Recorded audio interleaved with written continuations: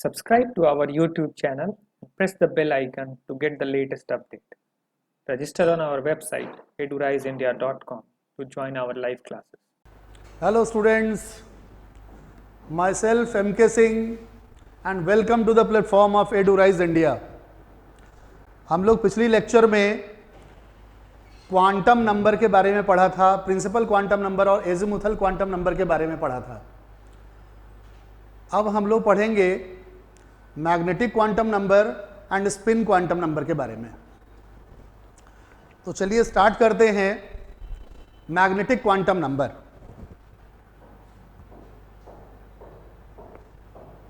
Magnetic orbital quantum number भी इसको कहते हैं और इसको ना ml से इंडिकेट करते हैं या स्मॉल m से इंडिकेट करते हैं. स्मॉल m या ml से इसको इंडिकेट किया जाता है. पहले देख लीजिए इस पे क्या लिखा हुआ है कि ये the magnetic orbital quantum number determines number of preferred orientations of the orbitals in a subshell. Also we can say that it gives the total number of orbital present in a given subshell. देखिए magnetic quantum number जो है हम लोगों को orbital के बारे में बताएगा. वो ऑर्बिटल को इंडिकेट करता है. और ऑर्बिटल को डिफाइन कैसे करते हैं आप? तो ऑर्बिटल को डिफाइन किया जाता है कि सबशेल में एक three dimensional space present in subshell where maximum probability of finding electron. तो ऑर्बिटल को हम लोग डिफाइन कैसे करेंगे? Three dimensional space. क्या है ये? Three dimensional space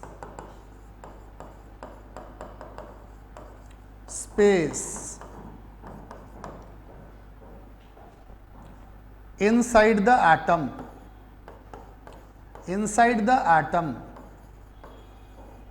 where maximum probability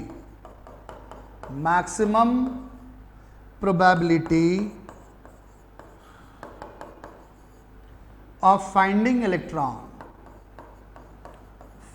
electron. ठीक है ना. जैसा कि हम लोग चर्चा कर चुके हैं कि सबशेल में ऑर्बिटल होता है, एक थ्री डायमेंशनल स्पेस होता है जिसमें इलेक्ट्रॉन पाए जाने की संभावना सबसे ज़्यादा होती है. मतलब ग्रेटर देन 90%, 100% नहीं, ग्रेटर देन 90%, लेस देन 100%, जहाँ पे इलेक्ट्रॉन पाए जाने की संभावना होगी उस स्पेस को हम लोग कह देते हैं ऑर्बिटल. और मैग्नेटिक क्वांटम नंबर ना हम लोग को ऑर्बिटल के बारे में बताता है. ठीक है ना. ऑर्बिटल क्या है? एक ओरिएंटेशन है. थ्री डायमेंशनल स्पेस को कैसे एक्सप्रेस करते हैं हम लोग? XYZ ओरिएंटेशन से करते हैं ना, XYZ कोऑर्डिनेट से करते हैं. तो ये एक ओरिएंटेशन बताता है कि भाई न्यूक्लियस के अराउंड कहाँ पे स्पेस है. ठीक है ना. न्यूक्लियस के ऊपर कहाँ पे स्पेस है जहाँ पे इलेक्ट्रॉन का ओरिएंटेशन हो सकता है. ठीक है ना. इलेक्ट्रॉन का देखिए, इलेक्ट्रॉन के बारे में ये नहीं समझना है क्योंकि इलेक्ट्रॉन का तीन नेचर से उसकी प्रॉपर्टी डील करते हैं. जैसे कि पहले भी हम लोग डिस्कस किए हैं. भाई इलेक्ट्रॉन को वेव भी माना जाता है. हाई स्पीड पार्टिकल वेव होता है.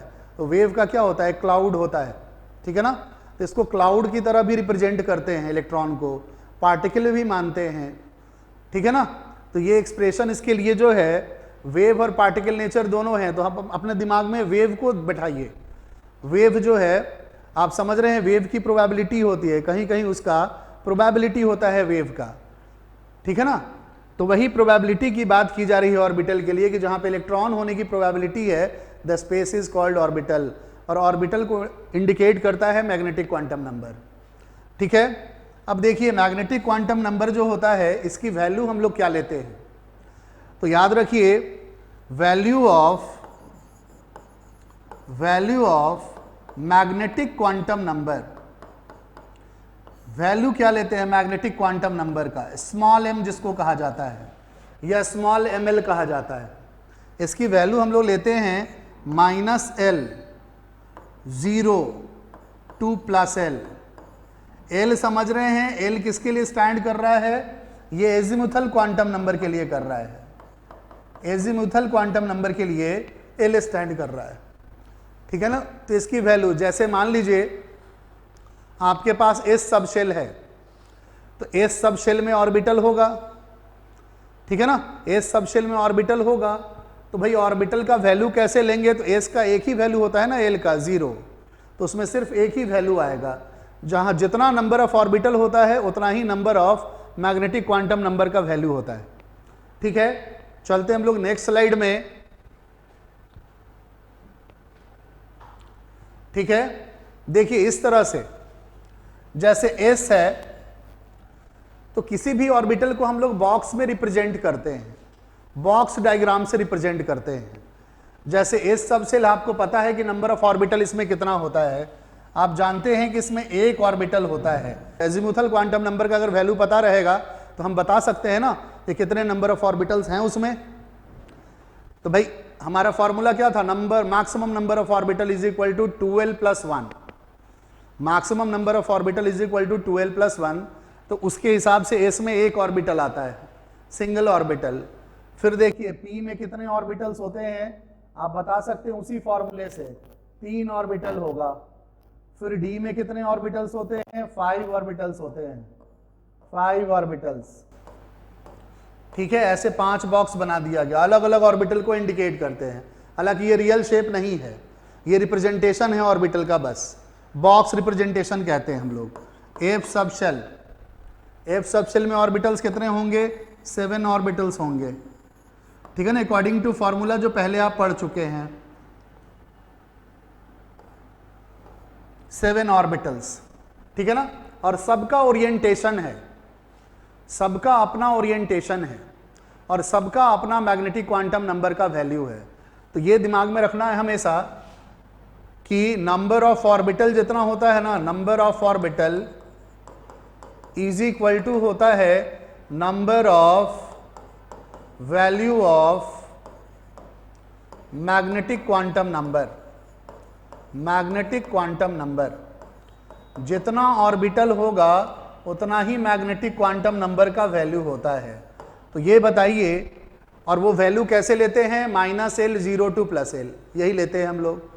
तो भाई इसमें मैग्नेटिक क्वांटम नंबर का अगर वैल्यू देखा जाए इसमें, तो एक ही पॉसिबिलिटी है, दैट इज इक्वल टू 0, एक वैल्यू होता है 0। अब देखिए P में रिप्रेजेंटेशन, इसको हम लोग, एक को हम लोग px मानते हैं, एक को हम लोग py मानते हैं, और एक को हम लोग pz मानते हैं, ऐसे मानते हैं, px py pz, यही ओरिएंटेशन होता है। वैसे तो P का शेप जो होता है वो डम्बल होता है, ठीक है ना, D का डबल डम्बल होता है, बट ये हमारा रिप्रेजेंटेशन है जिसको बॉक्स रिप्रेजेंटेशन हम लोग कहते हैं। ठीक है, अब मैग्नेटिक क्वांटम नंबर का वैल्यू इसमें क्या लेंगे हम लोग, तो देखिए P के लिए L का वैल्यू क्या आता है, -1, तो P के लिए L का वैल्यू जो होता है, L का वैल्यू P के लिए जो L का वैल्यू हम लोग लेते हैं वो क्या लेते हैं, 1 के बराबर लेते हैं ना, 1, L की वैल्यू 1 लेते हैं। अब देखिए इसमें ध्यान देना है कि 1 होता है तो मैग्नेटिक क्वांटम नंबर का वैल्यू क्या हो सकता है, पॉसिबल वैल्यू -1 हो सकता है, इसमें 0 हो सकता है और +1 हो सकता है, ये 3 वैल्यूज हो सकते हैं। तो देखिए इसका हमने मान लो -1 ले लिया, +1 ले लिया, और इसका हमने ले लिया 0, ये 3 वैल्यू दे दिया। अब आप कहेंगे कि ये कैसे हो गया भाई, -1 इसका +1 ले रहे हैं, ये किस हिसाब से ले रहे हैं। तो याद रखिए ओरिएंटेशन जो होता है ना, मैग्नेटिक क्वांटम नंबर का जो वैल्यू होता है, ये आप इसके लिए भी +1 दे सकते थे, इसके लिए भी हम -1 दे सकते थे, मगर ये दिमाग में रखना है कि जो जेड एक्सिस वाला होता है ना, उसके लिए मैग्नेटिक क्वांटम नंबर का वैल्यू हम लोग 0 लेते हैं। चूंकि एनसीईआरटी का कन्वेंशन है कि इंटर न्यूक्लियर एक्सिस को जेड लेते हैं हम लोग, मेन एक्सिस जो मानते हैं वो जेड मानते हैं, ठीक है ना। तो जेड वाला जो होगा ना ऑर्बिटल, उसका मैग्नेटिक क्वांटम नंबर हम लोग 0 ले लेते हैं। तो देखिए px और py का वैल्यू कुछ भी हो सकता है, ये दिमाग में रखिए कि px का और py का वैल्यू कुछ भी हो सकता है। px जो है +-1 ये हो सकता है, ठीक है ना, py भी क्या हो सकता है, +-1 हो सकता है, बट pz जो हम लोग लेते हैं ये 0 के बराबर लेते हैं, ठीक है ना, बिकॉज ये एजम्पशन है हमारा, ये एजम्पशन है, अकॉर्डिंग टू एनसीईआरटी हम लोग ले रहे हैं, pz एज्यूम करते हैं कि z is internuclear axis, that is why pz वाला जो ऑर्बिटल होगा उसको हम लोग z के 0 के बराबर ले लेते हैं, ठीक है ना, मैग्नेटिक क्वांटम नंबर उसका 0 के बराबर ले लेंगे। अब देखिए डी जो है इसमें ओरिएंटेशन क्या क्या बताते हैं हम लोग, एक होता है dxy, dyz, dzx, ठीक है, dx स्क्वायर वाई स्क्वायर और dz स्क्वायर, इतना ओरिएंटेशन होता है। 5 ओरिएंटेशंस होते हैं किसमें, डी में। इसमें भी मैग्नेटिक क्वांटम नंबर लेते हैं हम लोग, इनका कुछ भी हो सकता है। तो पहले कैसे लेंगे, तो इसका वैल्यू क्या लेंगे, plus L 0 to minus L या minus L 0 to plus L, ऐसे ही लेना है ना वैल्यू। तो भाई डी के लिए एल का वैल्यू क्या लेते हैं आप, 2 लेते हैं। तो 2 में देखिए पॉसिबल वैल्यू क्या क्या हो सकता है, 0 तो एक रहेगा ही रहेगा, फिर -1 और -2 दोनों हो सकता है, फिर +1 और +2 ये भी हो सकता है। तो इसी तरह से वैल्यू हम लोग लेते हैं +1 +2 -1 -2। अब देखिए इसमें कोई भी किसी का वैल्यू हो सकता है, मगर ये जेड एक्सिस वाला है ना, तो इसके लिए हम लोग 0 लेते हैं, ठीक है ना। ये वैल्यू किसी के लिए कोई भी हो सकता है, ये वाला वैल्यू, ठीक है ना। मगर ये जो होता है dz स्क्वायर वाला, ये तय बात है कि इसके लिए हम लोग 0 लेंगे, ठीक है ना। जैसे dxy हो गया, इसका +1 भी हम ले सकते हैं, +2 भी ले सकते हैं, -1 भी ले सकते हैं, -2 भी ले सकते हैं। बट इसका जो है, इसका भी कुछ भी ले सकते हैं, इसका भी कुछ भी, इसका भी कुछ भी ले सकते हैं। मगर ये हमारा वैल्यू जो रहेगा वेरी करेगा इसी तरह से, -1 -2 +1 +2 और 0, इतना ही में होगा। मगर 0 किसके लिए लेंगे हमेशा, जेड स्क्वायर वाले के लिए, जेड एक्सिस वाले के लिए लेंगे, ठीक है। तो एक बात और दिमाग में आ जाना चाहिए कि dz स्क्वायर का मैग्नेटिक क्वांटम नंबर जो होता है, ये भी हम लोग 0 के बराबर लेते हैं, 0 के बराबर लेते हैं, ठीक है ना। हर एक ऑर्बिटल के लिए आप देख रहे हैं ना, अलग अलग क्वांटम नंबर है। अब किसी ऑर्बिटल के लिए आपने एक क्वांटम नंबर लिख दिया, तो वही क्वांटम नंबर दूसरे ऑर्बिटल के लिए नहीं लिख सकते हैं। अब देखिए इसका जो ओरिएंटेशन होता है, ये बहुत ही कॉम्प्लिकेटेड ओरिएंटेशन होता है इसका, जो आपके सिलेबस में नहीं है। बट मैग्नेटिक क्वांटम नंबर का वैल्यू हम लोग पढ़ ले रहे हैं, ये जैसे 0 है, ठीक है ना, बीच वाले को 0 ले लिया हमने, अपने मन से ले लिया, कुछ भी हो सकता है यहाँ पे, ठीक है ना। अब इधर हम लोग कर रहे हैं, अगर ग्राफ में राइट साइड में चल रहे हैं तो ये -1 -2 और -3 इसको ले लिया, +1 +2 और +3। तो ये इतना वैल्यू पॉसिबल है, क्योंकि एल का वैल्यू जो होता है एफ के लिए कितना होता है, 3 के बराबर होता है। तो 3 में जो 7 वैल्यू पॉसिबल निकालना है हम लोग को, 7 वैल्यूज को पॉसिबल निकालना है, तो क्या क्या हो जाएगा, 0 हो जाएगा, +1 हो जाएगा, +2 हो जाएगा, +3 हो सकता है, -1 हो जाएगा, -2 हो जाएगा और -3 हो सकता है। Is it okay. तो इस तरह से मैग्नेटिक क्वांटम नंबर का हम लोग वैल्यूज लेते हैं, ठीक है ना, पर्टिकुलर ऑर्बिटल के लिए। बात समझ रहे हैं। अब जैसे ना ऐसे रिप्रेजेंटेशन दिया हुआ है, जैसे मान लीजिए दिया हुआ है n का वैल्यू दिया हुआ है, l का वैल्यू दिया हुआ है और 0 दिया हुआ है, ऐसे दिया हुआ है, ठीक है ना। तो भाई यहाँ पे वैल्यू मान लीजिए 3 दिया हुआ है, यहाँ पर वैल्यू मान लीजिए 2 दिया हुआ है, ठीक है। और यहाँ पे देखिए n l m l कह सकते हैं, ये 0 दिया हुआ है, ठीक है ना, ऐसे वैल्यू दिया हुआ है 3 2 0। अब ये सोचना है, पूछा जाए किस ऑर्बिटल के लिए ये बता रहा है, ठीक है ना, कौन सा ऑर्बिटल को ये इंडिकेट कर रहा है। देखिए जब भी मैग्नेटिक क्वांटम, सिर्फ 2 क्वांटम नंबर अगर आए, प्रिंसिपल क्वांटम नंबर और एजिमुथल क्वांटम नंबर, तो समझ लो ये सबशेल को इंडिकेट करेगा, ठीक है ना, पर्टिकुलर सबशेल के बारे में बताएगा। जैसे ही इसमें ऐड कर देंगे हम लोग मैग्नेटिक क्वांटम नंबर, तो समझ लीजिए पर्टिकुलर ऑर्बिटल को ये बताएगा।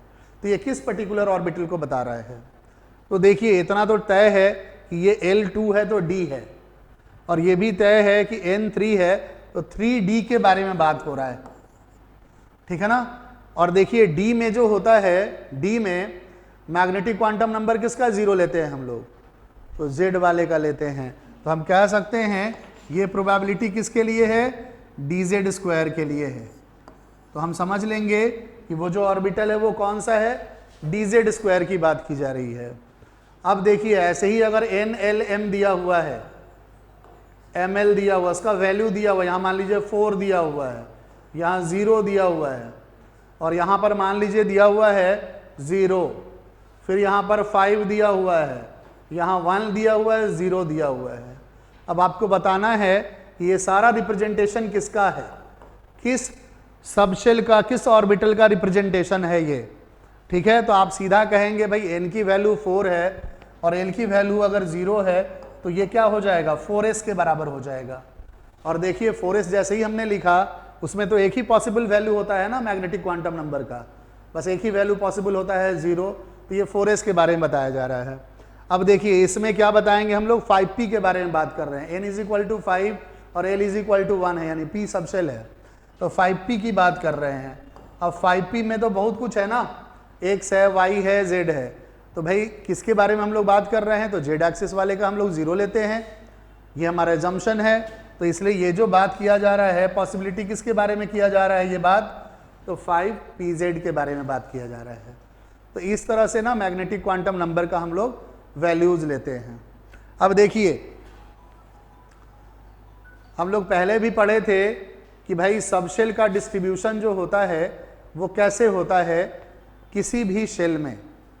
ये पहले पढ़े थे हम लोग कि भाई n = 1 लेंगे तो उसमें एक सबशेल होता है, उसका नाम देते हैं 1s, पहला शेल का s सबशेल। फिर इसी तरह से अगर n = 2 लेते हैं तो उसमें 2s और 2p होता है। ठीक है, तो जैसे ऐसा पढ़े हैं ना हम लोग, n = 1, n = 2 होगा, तो इसमें सिर्फ 1s होता है, इसमें सिर्फ 1s होगा। n = 2 लेंगे तो इसमें क्या क्या होता है, 2s और 2p होता है, ऐसे 2 ऑर्बिटल्स बना देते हैं हम लोग। ठीक है ना, इसमें कौन कौन होगा, 2s भी होगा और 2p भी होगा। ठीक है, n = अगर 3 लेते हैं तो इसमें क्या क्या होता है, 3s भी होता है, 3p भी होता है, 3p के 3 ऑर्बिटल्स हो गए, 3p भी होता है और 3d भी होता है, 3d भी होता है, 5 ऑर्बिटल्स इसमें ले लेते हैं। ठीक है ना, ऐसी n = अगर 4 हो गया तो देख लीजिए कैसे रिप्रेजेंट करेंगे, इसमें 4s होगा, 4p होगा, 4p होगा, मतलब चौथा सेल का p सबशेल हुआ। फिर 4d भी होगा इसमें, 4d इस तरह से बॉक्स डायग्राम बना देंगे। फिर इसमें 4f भी होगा, 7 ब्लॉक्स हो जाएंगे, 7 ऑर्बिटल्स हैं इसमें, इस तरह से। तो ऐसे हम लोग ऑर्बिटल्स को रिप्रेजेंट करेंगे एक पर्टिकुलर सबशेल में, एक पर्टिकुलर शेल में। ठीक है जी, अब देखिए नेक्स्ट स्लाइड पे चलते हैं हम लोग। ओरिजिनल जो होता है p ऑर्बिटल का ओरिएंटेशन क्या है, ओरिजिनली p ऑर्बिटल का ओरिएंटेशन क्या है। यहां पर देखिए ये px है, आपको पता है कि s तो स्फेरिकल है, उसका तो बताने की जरूरत ही नहीं है, गोल बना देना है। ठीक है ना, p से ओरिएंटेशन चेंज हो रहा है। अब देखिए इसका ओरिएंटेशन क्या है, x y z एक्सिस बना हुआ है, ये x एक्सिस, z एक्सिस, ये y एक्सिस बना हुआ है। बट ये समझने में ना थोड़ा सा दिक्कत होगा, तो आप सिंपली ऐसे समझेंगे कि जो px होता है, हम लोग px कैसे बनाते हैं, px बनाएंगे, ये एक x एक्सिस ले लिया, एक y एक्सिस, ये प्लेन पेपर पर तो कर ही सकते हैं। और देखिए जो लोब बना हुआ है, ये जो लोब, ये स्वॉलन पार्ट है ना, इसको हम लोग कहते हैं एंटी नोड, एंटी नोड। और याद रखिए एंटी नोड में ना मैक्सिमम प्रोबेबिलिटी ऑफ, जो फुला हुआ पार्ट है उसमें मैक्सिमम प्रोबेबिलिटी है इलेक्ट्रॉन पाए जाने की। यानी कि ये जो पार्ट आप देख रहे हैं ब्लू से जो घिरा हुआ है, यहाँ इसी को एंटी नोड कहेंगे, ये सबसे सॉलिड पार्ट है। तो यहाँ पर ना मैक्सिमम प्रोबेबिलिटी है, प्रोबेबिलिटी ऑफ इलेक्ट्रॉन, यानी कि इलेक्ट्रॉन डेंसिटी उसमें हाई होता है। यानी हम कह सकते हैं एंटी नोड में इलेक्ट्रॉन डेंसिटी हाई होता है। मगर यहाँ पे चले आइए, ये वाला पार्ट पे, यहाँ इसको हम लोग कह देते हैं नोड। ठीक है ना, नोड उस स्पेस को कहते हैं, 3 डायमेंशनल वैसा स्पेस है नोड, जहाँ पे इलेक्ट्रॉन डेंसिटी क्या होगा, 0 होगा, यानी इलेक्ट्रॉन की पाए जाने की संभावना नहीं होगी। ठीक है ना, तो यहाँ नोड कहते हैं। और नोड जो होता है यहाँ पर क्या होता है, यहाँ पर इलेक्ट्रॉन डेंसिटी जो है 0, इलेक्ट्रॉन डेंसिटी 0, इलेक्ट्रॉन डेंसिटी ये किसके बराबर हो जाएगा, 0 के बराबर हो जाएगा, इलेक्ट्रॉन डेंसिटी 0। ठीक है ना। तो नोड क्या है, नोड जो होता है ना ऑर्बिटल में ही एक स्पेस हो जाता है कहीं जहां पे इलेक्ट्रॉन की प्रोबेबिलिटी 0 हो जाती है। ठीक है। तो डंबल में क्या होता है ना, देखिए px हमने बनाना है तो यहां पर ध्यान दीजिए, यहां पर px बनाना है, किस तरह से बनाएंगे आप, तो देखिए एक्स एक्सिस है ना, इस पर क्या कर देंगे, ऐसे एक लोब बना दिया, एक ऐसे लोब बना दिया। ठीक है ना। ये किस एक्सिस पे बना, एक्स एक्सिस पर। तो देखिए यहां पर ये वाला पार्ट को ही हम लोग नोड कह रहे हैं, इसी पार्ट को ना नोड कह रहे हैं। ये जो पार्ट आपको दिख रहा है बीच में वही हमारा नोड है। इसको और भी आप ब्रेक करके लिखेंगे तो ऐसे लिख सकते हैं, अलग अलग एकदम, ये ऐसे कर दिया, ये ऐसे कर दिया। ये साफ साफ नोड दिख रहा है, यहाँ पे साफ साफ नोड दिख रहा है। और यहाँ पर नोडल प्लेन भी है, जिस प्लेन पर इलेक्ट्रॉन डेंसिटी नहीं हो उसको हम लोग नोडल प्लेन भी कहते हैं। तो कुछ फॉर्मूला आपको याद रखना है, बाद में जब आप स्ट्रक्चर ऑफ एटम कंप्लीटली पढ़ेंगे तो वहाँ पर ये आएगा फॉर्मूला। नोड दो तरह का होता है किसी भी ऑर्बिटल में, ठीक है ना। एक को हम लोग कहते हैं रेडियल नोड और एक को कहते हैं एंगुलर नोड। ठीक है ना।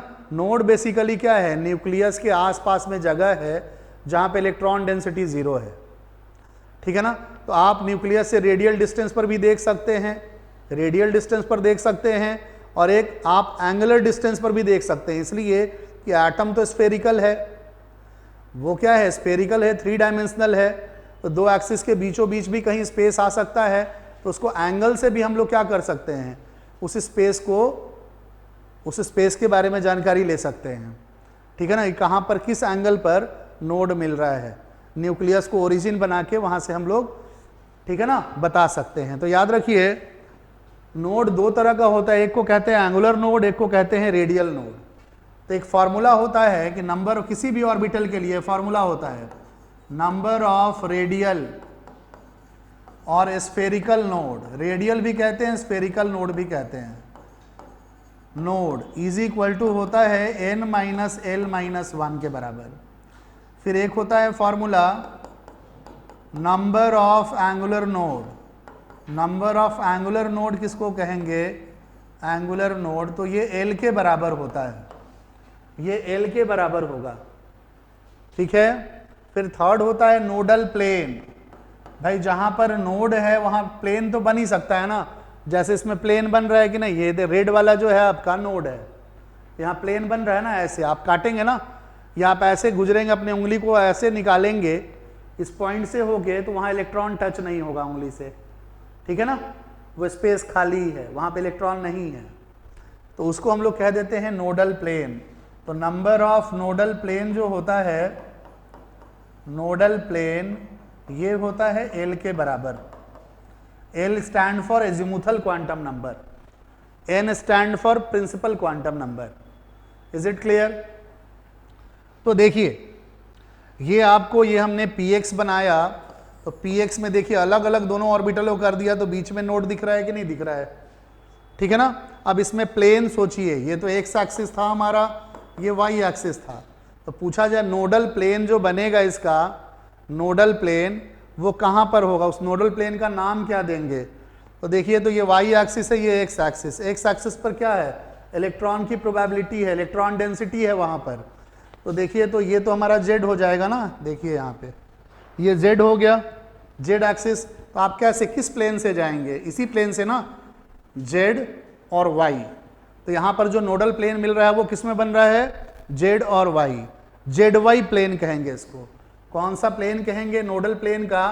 तो देखिए यहाँ पे लिखते जा रहे हैं px है, इसमें नोडल प्लेन का नाम जो देंगे, नोडल प्लेन यहाँ पे लिख दिया, उसका नाम क्या हो जाएगा, Z Y, Z Y nodal plane है।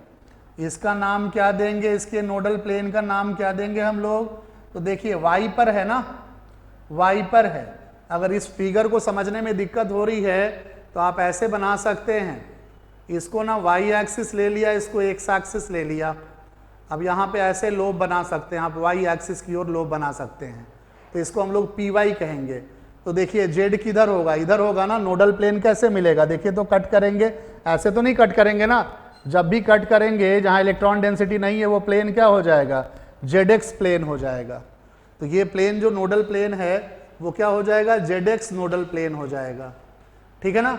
फिर इसमें देखिए पीजेड वाले में हमने ऐसे बना दिया, ये जेड एक्सिस कर दिया, ये एक्स एक्सिस कर दिया, या कोई भी वाई एक्सिस कर देंगे, ठीक है ना। लोब जो बनाएंगे वो कैसे बनाएंगे, ऐसे बनाएंगे, ठीक है जी। जेड एक्सिस वाला हो गया, ये पी वाई वाला हो गया, पी जेड वाला हो गया। अब देखिए आपने ना नोडल प्लेन देखना है तो उसका नाम क्या देंगे, ऐसे ही ना कट करेंगे, ऐसे तो करेंगे नहीं क्योंकि जेड पर चला जाएगा ये, तो ऐसे करेंगे। ये एक्स एक्सिस है, ये वाई एक्सिस है, वाई एक्सिस, जेड तो इधर दिया हुआ है ना, पी जेड की बात हम लोग कर रहे हैं, जेड तो दिया हुआ है, तो देखिए तो ये y हो गया, ये x एक्सिस हो गया, तो वाई एक्स प्लेन हो गया। कौन सा प्लेन हो गया, वाई एक्स प्लेन हो गया, ठीक है। तो यहाँ पर नोडल प्लेन की नाम हम लोग लेते हैं नोडल प्लेन के लिए, तो क्या दे देंगे, वाई एक्स नोडल प्लेन हो गया यहाँ। तो देखिए इसमें आप अपना ट्रिक भी लगा सकते हैं, कितना बार इमेजिन करते चलिएगा। तो देख लीजिए जिस एक्सिस पर एक्स वाई जेड 3 एक्सिस है, जिस एक्सिस पर लोब है ना उसको छोड़ के उस एक्सिस को, दूसरा जो बच रहा है, जैसे पी एक्स में कौन बच रहा है, वाई और जेड बच रहा है, तो वाई जेड प्लेन हो जाएगा। फिर पी वाई में चले जाएंगे तो कौन बच रहा है, एक्स और जेड बच रहा है, एक्स जेड प्लेन हो जाएगा, ठीक है ना, नोडल प्लेन। और जेड वाले में क्या हो रहा है, एक्स और वाई बच रहा है, इसलिए एक्स वाई प्लेन हो जाएगा, ठीक है। बात समझ रहे हैं, इसमें कोई कंफ्यूजन नहीं होना चाहिए। तो इस तरह से हम लोग नोडल प्लेन निकाल लेते हैं, ठीक है। और देखिए अगर आपसे पूछा जाए कि भाई रेडियल नोड या स्फेरिकल नोड निकालिए, अगर दे दिया जाए 4s दे दिया जाए, पूछा जाए कि भाई इसका रेडियल और स्फेरिकल नोड कितना होगा, तो देखिए तो फॉर्मूला आप क्या लगाएंगे इसमें, नंबर ऑफ रेडियल और स्फेरिकल नोड। फटाफट अब तो फॉर्मूला आपके पास है, फटाफट बता देंगे आप। n का वैल्यू 4 है और l का वैल्यू s के लिए क्या होता है, 0, यानी कि 4 - 0 - 1 दैट इज इक्वल टू 3। पूछा जाए कि भाई एंगुलर नोड s में कितना होता है, तो सीधा कहोगे 0, क्योंकि l का वैल्यू तो 0 ही आना है उसमें, ठीक है। बात समझ रहे हैं, नोडल प्लेन s में नहीं होता है, s में कोई नोडल प्लेन नहीं होगा ना। देखिए तो l की वैल्यू है ना, l तो 0 आएगा s के लिए, तो s में कोई नोडल प्लेन नहीं होता है। खैर आगे बात करेंगे हम लोग। अब चलते हैं नेक्स्ट स्लाइड में, d का ओरिएंटेशन देखते हैं। देखिए d ऑर्बिटल्स बनाए गए हैं, d ऑर्बिटल्स फिगर से अगर क्लियर नहीं होगा तो सिंपल तरीका समझने का बता देंगे इसमें। देखिए d ऑर्बिटल जो है ओरिएंटेशन देख लीजिए कौन कौन सा है, 3D के बारे में बताया गया है, तो 3D XY हो गया, YZ हो गया, XZ हो गया, 3DZ स्क्वायर हो गया, 3DX स्क्वायर Y स्क्वायर हो गया, ठीक है ना। आप ऐसे समझ सकते हैं इसको, जैसे हमने DXY लिखा, तो आखिर प्रोबेबिलिटी कैसे है इसमें लोब की, तो देखिए ग्राफ में आप X और Y एक्सिस किसी को मान सकते हैं, वो आपके मर्जी पे डिपेंड कर रहा है। तो XY एक्सिस ले लिया, और जो लोब हम लोग बनाएंगे वो एकदम एक्सिस के बीचों बीच, दोनों एक्सिस के बीचों बीच, द ऑर्बिटल इज DXY। किस तरह से लोब है, ऐसे लोब हो गया, X और Y हो गया, फिर लोब एक ऐसे हो गया, एंटी नोड का लोब ऐसे हो गया, ऐसे हो गया, ठीक है। अब यहाँ पर आपने नोडल प्लेन के बारे में सोचना है कि नोडल प्लेन कैसे होगा, तो भाई एक्स एक्सिस हो गया, वाई एक्सिस हो गया।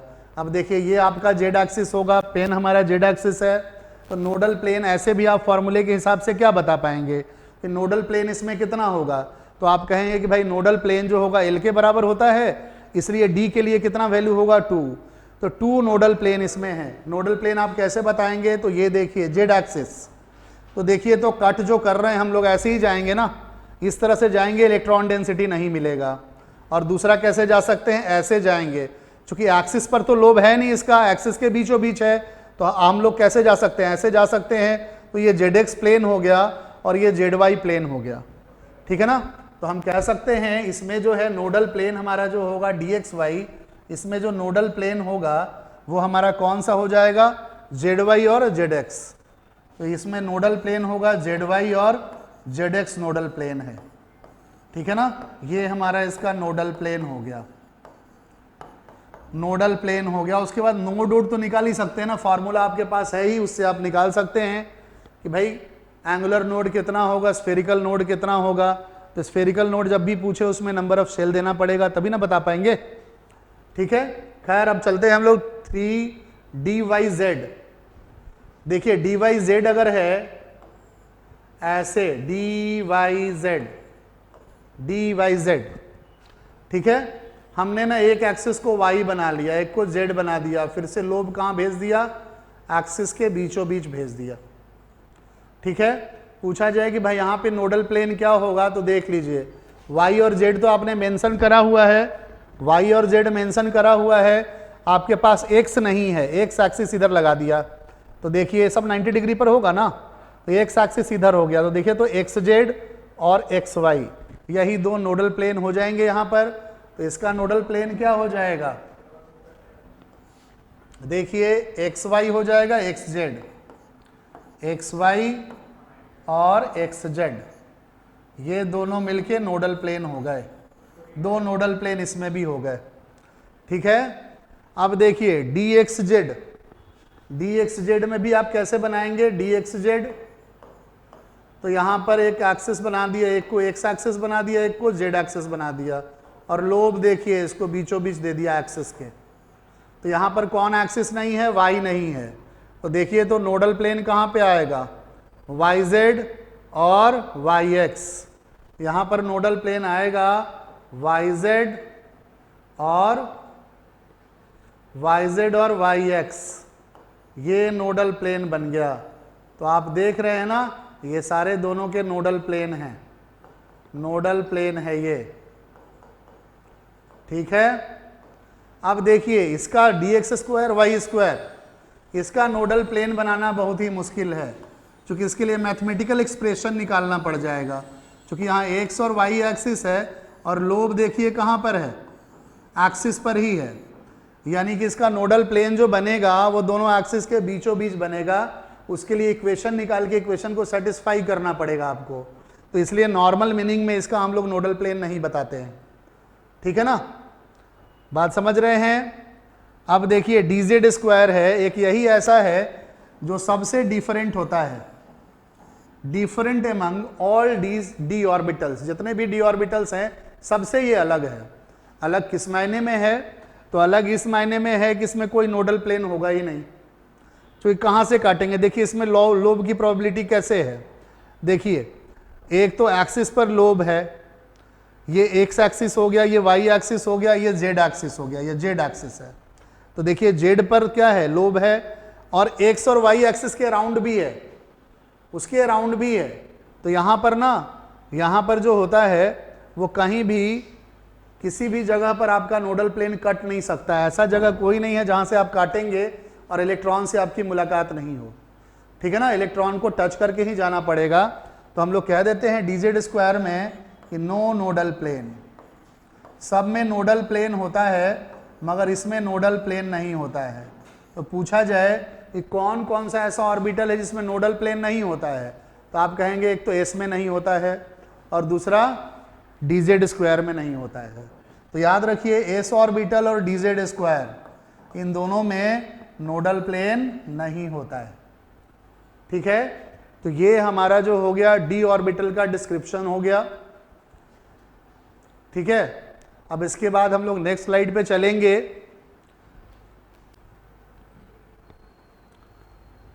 ठीक है, that is spin quantum number, ठीक है ना। मैग्नेटिक क्वांटम नंबर हमारा समझ गए कि ऑर्बिटल को इंडिकेट कर रहा है मैग्नेटिक क्वांटम नंबर। अब स्पिन क्वांटम नंबर की बात करेंगे। तो स्पिन क्वांटम नंबर पढ़ने से पहले एक जानकारी ले लीजिए कि कोई भी इलेक्ट्रॉन जो है, अभी तक तो आपके दिमाग में यही है कि एक तो इलेक्ट्रॉन का सर्कुलर मोशन होता है, it is revolving around the nucleus, ये मोशन है। फिर आपने इलेक्ट्रॉन के बारे में पढ़ा कि इलेक्ट्रॉन जो होता है वो वेव होता है, ठीक है ना। ऐसे भी मूविंग पार्टिकल जितने भी होते हैं, small moving particle shows wave like behaviour, वो पढ़ेंगे according to de Broglie principle, ठीक है ना, स्ट्रक्चर ऑफ एटम में पढ़ेंगे आप। बट ये समझ लीजिए कि इलेक्ट्रॉन एक तो पार्टिकल नेचर है, रिवॉल्व कर रहा अराउंड द न्यूक्लियस, और दूसरा नेचर उसका वेव का है, ठीक है ना। इलेक्ट्रॉन वेव की तरह भी बिहेव करता है, ठीक है। दोनों नेचर से इलेक्ट्रॉन की प्रॉपर्टी डील होती है, ठीक है जी। और तीसरा एक और मोशन इसमें आ गया, तीसरा मोशन आ गया कि सर्कुलर मोशन जो होता है ना, उसमें इलेक्ट्रॉन अपने भी एक्सिस पे घूमता रहता है, अपने भी एक्सिस पर रिवॉल्व करता रहता है।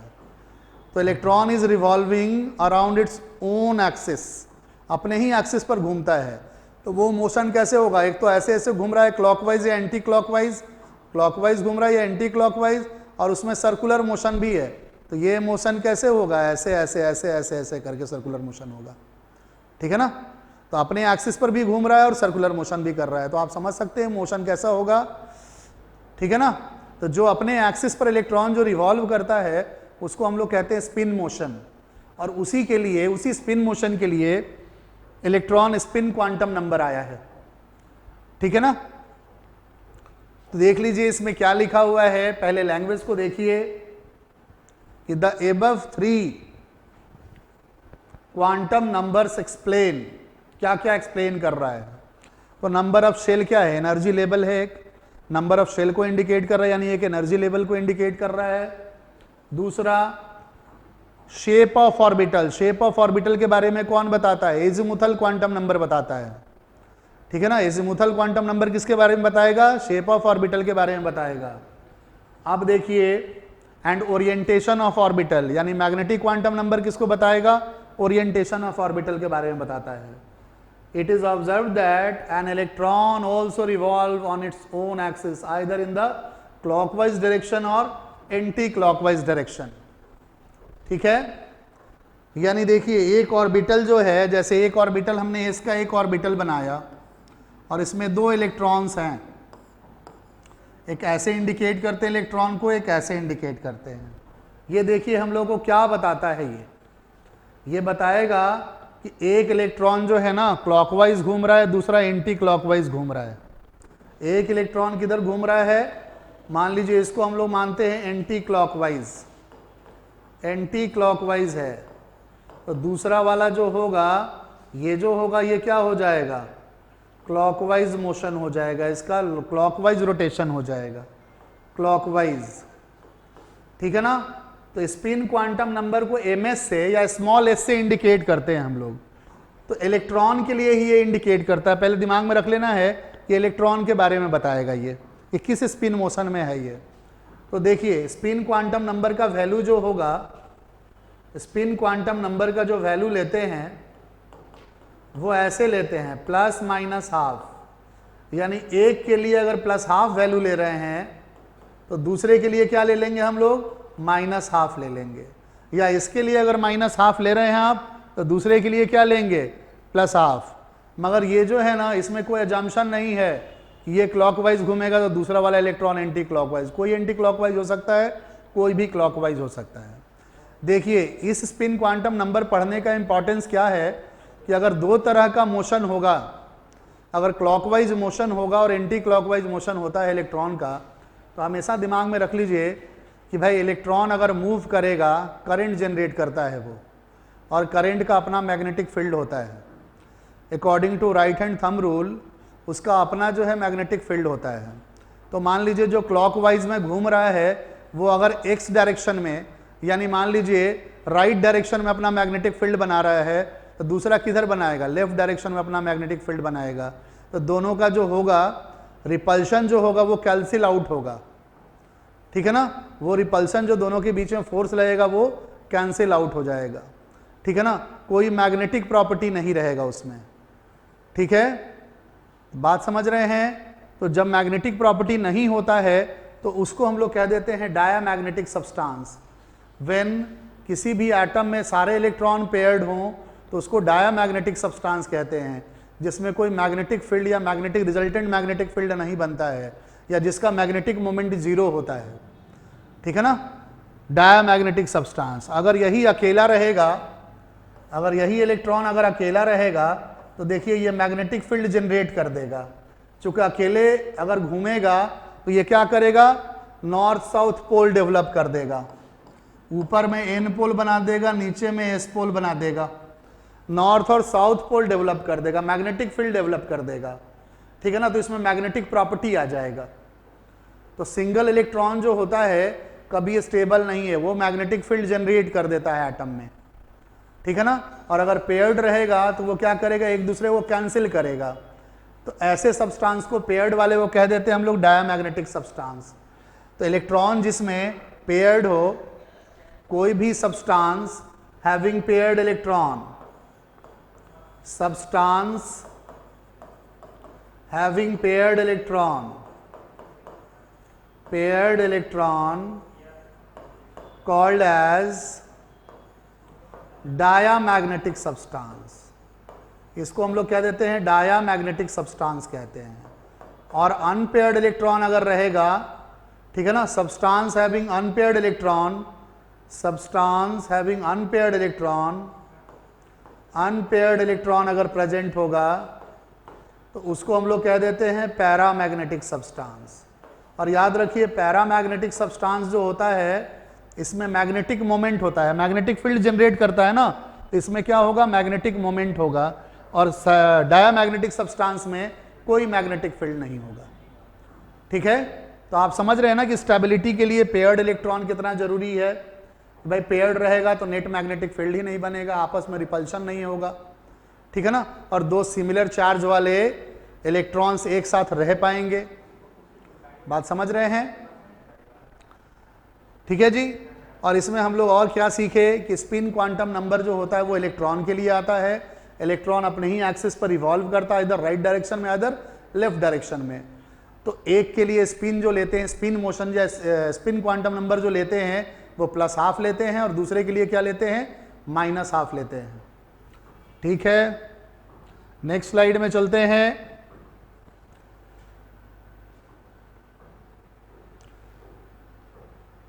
देखिए 2 इलेक्ट्रॉन्स, यही बात लिखा हुआ है जो अभी हम लोग किए। ठीक है ना, कि भाई एक के लिए हम लोग -½ लेते हैं, एक के लिए +½ लेते हैं अगर पेयर्ड इलेक्ट्रॉन है। तो कभी भी इलेक्ट्रॉन जो होता है इस तरह से हम लोग नहीं भर पाएंगे ना, ऐसे इलेक्ट्रॉन का अरेंजमेंट नहीं होगा। देखिए तो ये सिमिलर स्पिन हो गया, ये भी क्या हो गया, सिमिलर स्पिन हो गया। तो सिमिलर स्पिन में इलेक्ट्रॉन रखेंगे तो क्या होगा, आपस में रिपेल करेगा, वो एक दूसरे को भगा देगा वहां से। तो हमेशा जब भी रहेगा वो अपोजिट में रहेगा। अपोजिट अगर स्पिन में रहेगा तो दोनों मैग्नेटिक फील्ड अलग अलग डायरेक्शन में बनाएंगे, अपोजिट डायरेक्शन में बनाएंगे, जो कि एक दूसरे को कैंसिल आउट कर देंगे। उसी बात को एक्सप्लेन किया गया इस स्लाइड में। आप देख सकते हैं कि this arrangement is not possible and this arrangement is possible. तभी हमारा कंसेप्ट आया है कि ऑर्बिटल कंटेन्स 2 इलेक्ट्रॉन, एक ऑर्बिटल में 2 इलेक्ट्रॉन होंगे एंड इन अपोजिट स्पिन। वो जब भी होंगे कैसे होंगे, अपोजिट स्पिन में होंगे, सिमिलर स्पिन में नहीं होंगे। ठीक है, देखिए जैसे ना मैग्नेटिक मोमेंट की बात हम लोग कर रहे थे, उसको हम लोग स्पिन मैग्नेटिक मोमेंट भी कहते हैं, स्पिन मैग्नेटिक मोमेंट।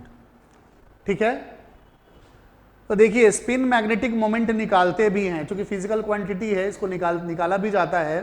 और कैसे हम लोग सब्सटेंस के लिए निकालते हैं, तो देखिए स्पिन मैग्नेटिक मोमेंट जो होता है उसको एक्सप्रेस करते हैं हम लोग इस फॉर्मूले से, μs, यानी ये हो गया magnetic spin magnetic moment is equal to n+2 Bohr magneton. ठीक है ना, ये क्या है, यूनिट है, Bohr magneton is a unit.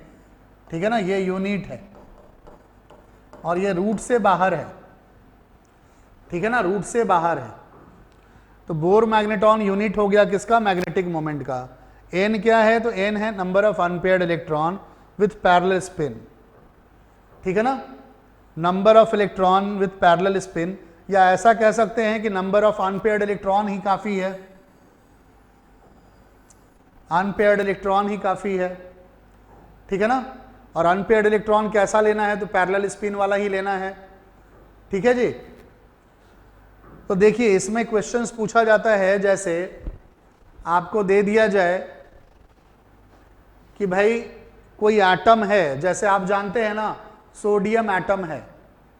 Sodium atom दे दिया जाए और पूछा जाए बताइए इसका मैग्नेटिक मोमेंट कितना होगा, तो आप जानते हैं ना कि सोडियम में आप इलेक्ट्रॉनिक कॉन्फ़िगरेशन लिखते हैं शेल वाइज, तो कैसे लिखते हैं 281 281 दे रहे हैं ना, तो 1 जो है वैलेंस इलेक्ट्रॉन है और सोडियम में जो होता है वैलेंस इलेक्ट्रॉन अनपेयर्ड होता है, ठीक है ना। और सारे जो होते हैं 2 और 8 होते हैं वो सारे पेयर्ड इलेक्ट्रॉन होते हैं, तो उसमें एक अनपेयर्ड इलेक्ट्रॉन है, ठीक है। तो वो जो अनपेयर्ड इलेक्ट्रॉन है उसकी वैल्यू यहाँ पे रख देंगे 1 अगर, तो देखिए उसका म्यूएस का वैल्यू कितना आ जाएगा, 2 का रूट आ जाएगा ना, 2 का रूट। यानी सोडियम के लिए अगर हम मैग्नेटिक मोमेंट लिखेंगे, सोडियम एटम के लिए मैग्नेटिक मोमेंट यानी म्यूएस लिखेंगे तो वो कितने के बराबर आ जाएगा, एक अनपेयर्ड इलेक्ट्रॉन उसका होता है 1 1 + 2, तो ये कितना हो जाएगा √3 हो जाएगा ना, √3 यानी कि 1.73 बोर मैग्नेटॉन हो जाएगा, ठीक है ना।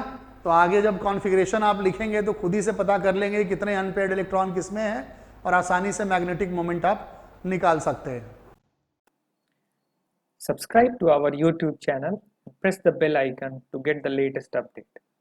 Register on our website eduraisindia.com to join our live classes.